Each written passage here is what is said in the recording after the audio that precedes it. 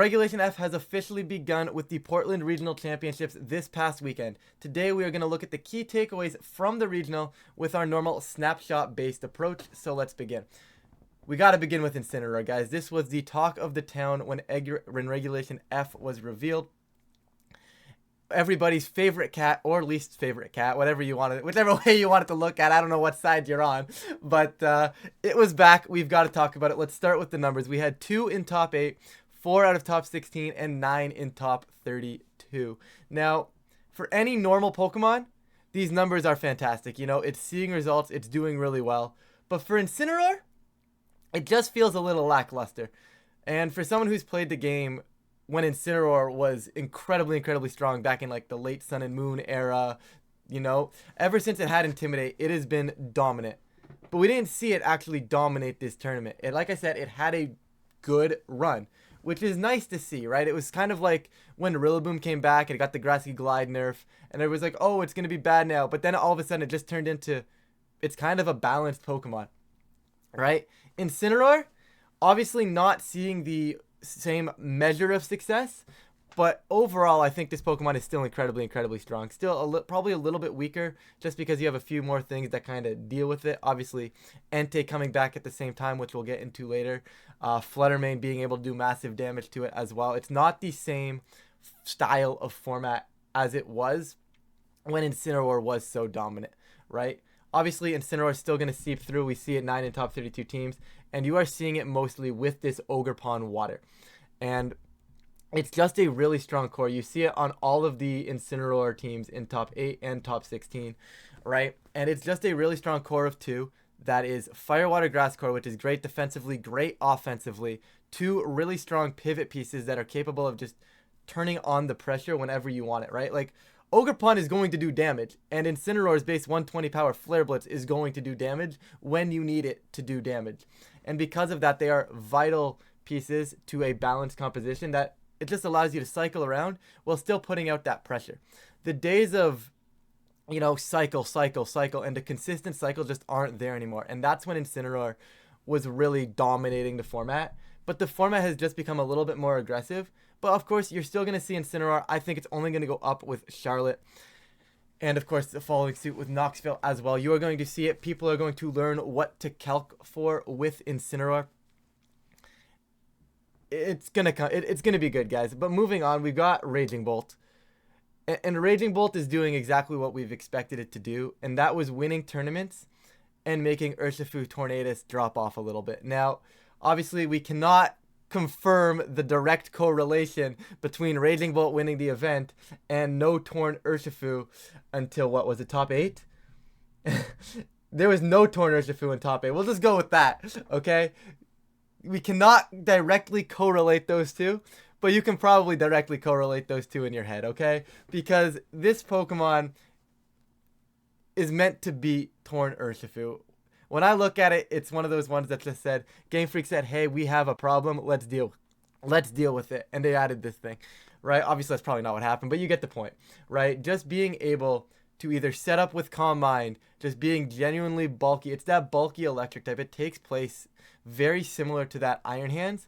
However, in a little bit more of an offensive standpoint, because you get that big priority in Thunderclap. You get the ability to be on the special side of things as well, meaning you cannot get intimidated. You could set up with a Calm Mind if you wanted to as well.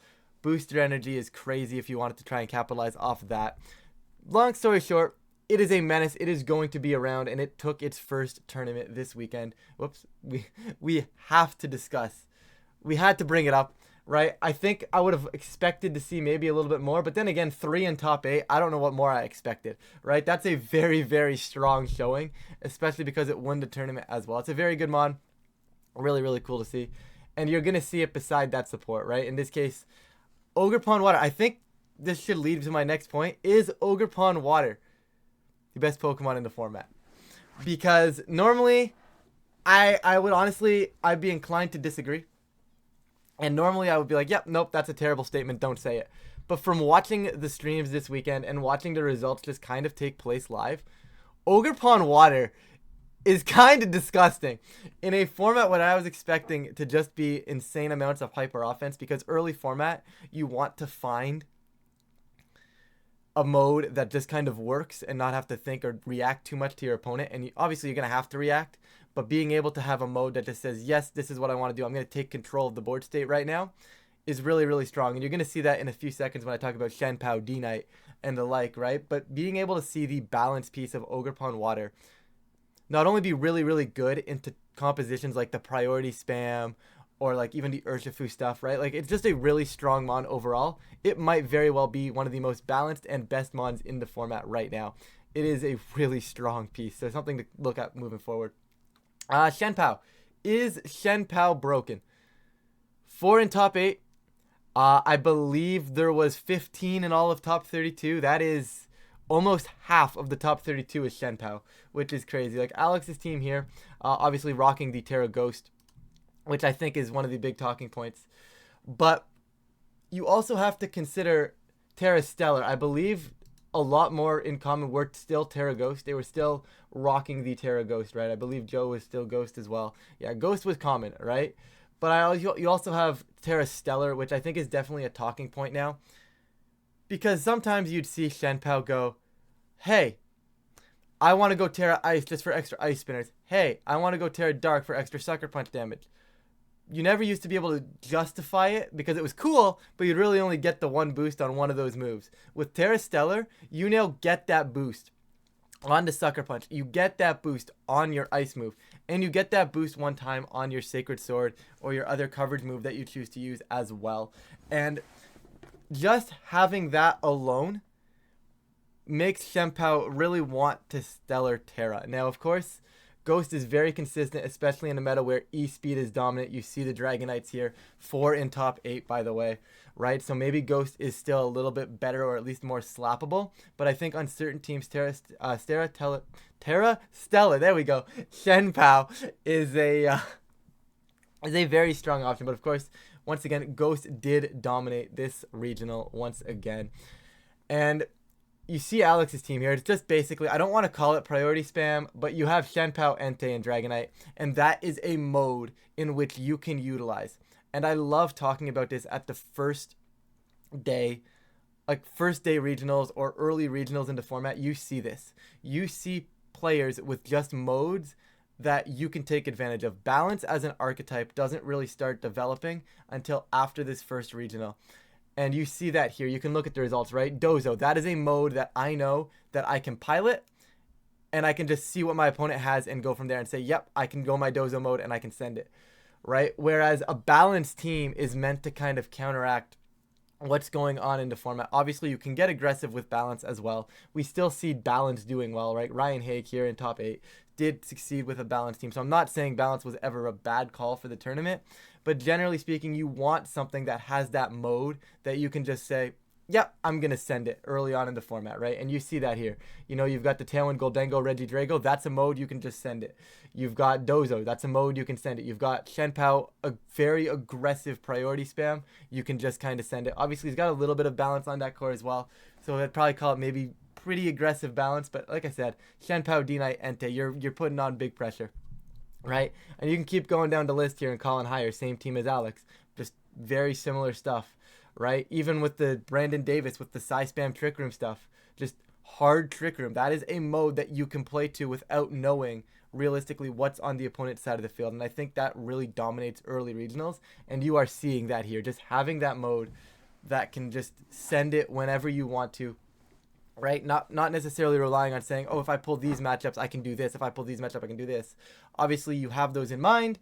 But it's a little bit more, oh, I have no clue what I'm playing. Well, I just go with my game plan of setting Trick Room. Oh, I have no clue what I'm playing. I'm just going to send in my game plan of sending E-Speeds and Shen Pao stuff, right? You have that opportunity, and I think we saw that showcased here in Portland. Now, like I said, we'd talk about Entei later. Here we are. It's Entei. Time to talk about Entei. And Incinerar was the big fire type that was hyped up in this format. Right? Incinerar was coming back. Everybody was like, yo, Incinerar is awesome. But we got to talk about Entei because Entei is absolutely a really good piece and it's not going anywhere in this format. Having Inner Focus, having the ability to not get faked out because of it, not being intimidated because of that, makes it a very strong case to use your fire type slot on that Entei. It also benefits immensely from being beside Shen Pao, from being beside... We'll stop at Shen Pao, because, you know, Entei Shen Pao is just disgusting. And at first when it came out, everybody was like, oh, Entei is the better Dragonite. But you see it here, where it's actually being used with the Dragonite, right? You have the Dragonite Shen Pao Entei. I think it was Dragonite Shen Pao Entei. You know, it's being used with that Dragonite as that complementary piece to the team. Now, why that's so good is because Dragonite Shen Pao never used to be great into Flutter Mane. Obviously, you'd have your lines into it. However, having an Entei now, generally speaking, with that Assault Vest, which I believe Alex was, let me just double check. Yes, it was, right? Generally speaking, with that Assault Vest, you have the answer to Flutter Mane now, because Flutter Mane doesn't really want to go up against it. You know, Sacred Fire is doing a lot of damage, potentially getting a burn as well, just to get out that. Maybe if it just doesn't get the knockout, maybe the burn chip will get the knockout besides Shen Pao, right?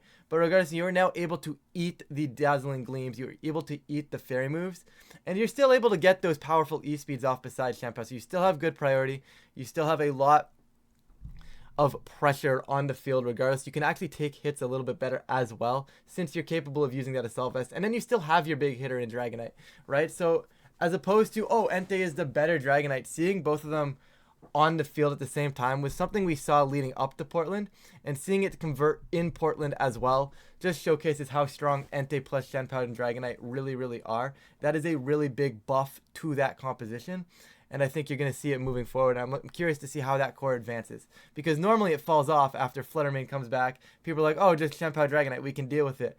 But now having Entei on that core, I'm really curious to see how it actually develops into the future, because normally it falls off a little. I don't know if it will this time.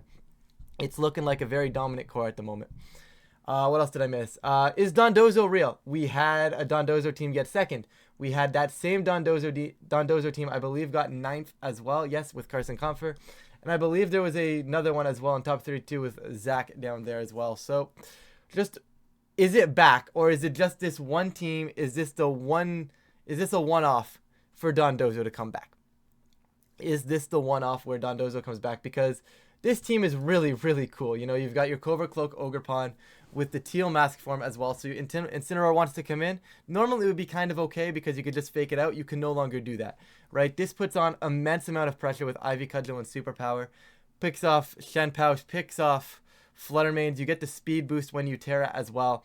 It just gives you something to play for. Now, is this very early format? Is this going to fall off? Like I said, it gives you something to play for. Is Balance going to be able to adapt to something like this and say, yeah, I have my game plan into this? Also, Rocky Helmet Dozo, an incredible call for the tournament, right? Normally, Dozo is not a Pokemon that dies very fast. So when you can have a Pokemon that just really wants to get slowly chipped down, or is generally speaking going to get chipped down very slowly, being able to just have a Rocky Helmet on it just adds up over time, right? Whether you're breaking the Shen Pao's Focus Sash, maybe I want to fake it out, that's extra chip damage as well.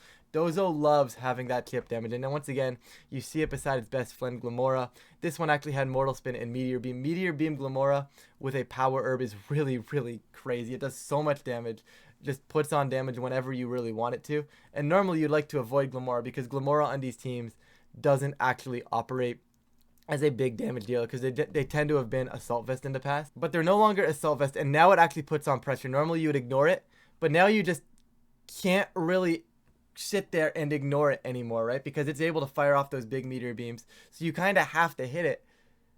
Now balancing the Dozo, it just gives that extra mode now. I think it's a very cool concept.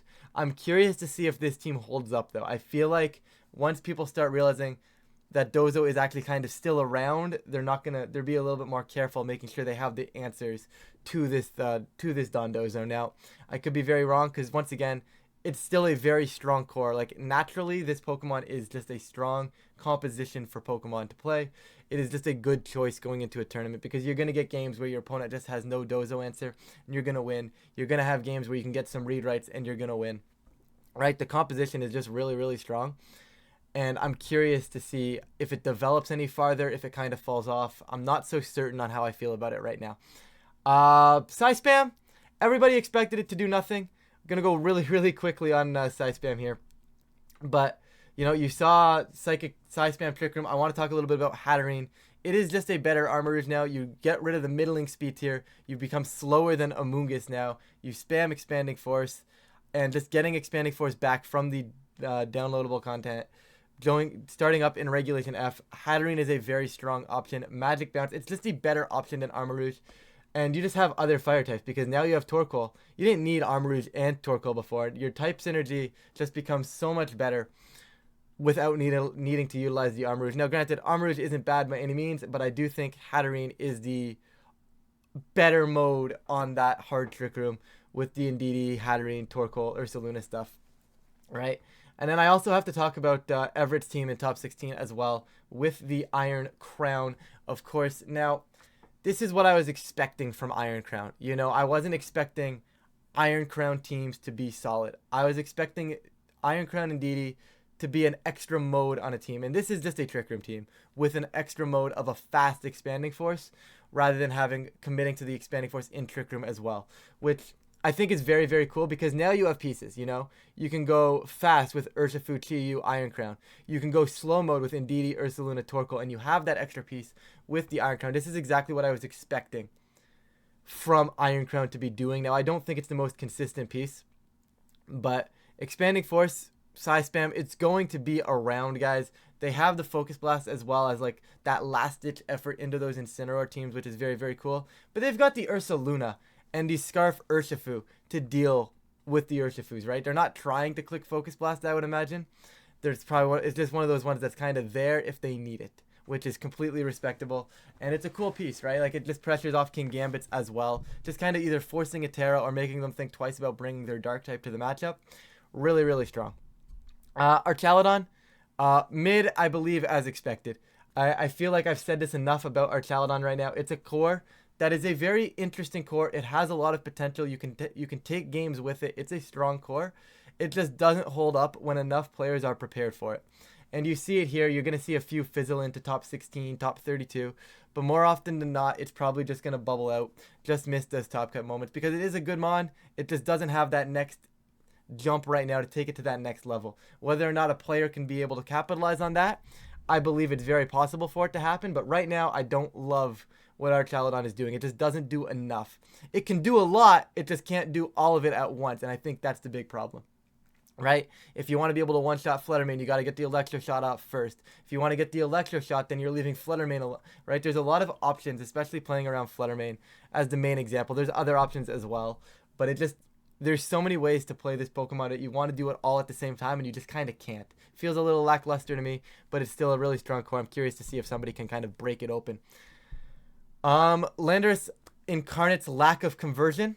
It was on the top 12 Pokemon used in day 1. It was nowhere to be seen in day 2. Obviously, it did get top 8 and top 16 as well. So obviously, it was decent enough, right? It still performed, but it was a Pokemon that was like, yes, this Pokemon is awesome. We're using it. A lot of people brought it, and only so many people saw success with it. It just kind of fell off a little bit. Now, that's going to happen with popular Pokemon, right? The conversion rate tends to go down, mainly because, like, everybody's trying to jump on these popular Pokemon, on these flavors of the month.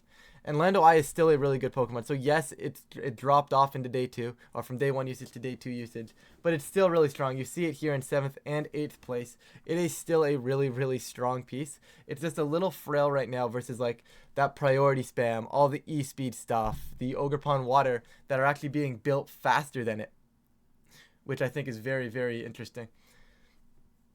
Now, one last thing of Ogre Pond Water. Like I said, is it the best mon in the format? You see this paired with Incinerar. You see this paired with Fluttermane. And that's the last point I wanted to talk about. Fluttermane, Ogre Pond Water.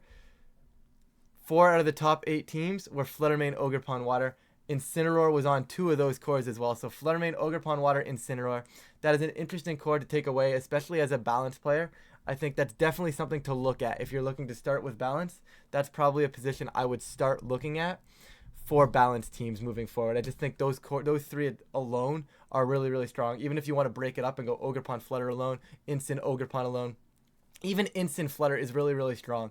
Finding out how to close that core though is going to be what Balance needs to see here. And Balance is going to look at this and say, okay, what do we need to do to make that core actually be capable of competing with everything that happened in Portland? But with that, guys, thank you all so much for watching. If you guys do enjoy this type of content, please feel free to leave a like and subscribe. It really does help out the channel, and of course, I really do appreciate it. But with that, I'm going to get out of here. I'm going to stop rambling now, and I will catch you all in a future video.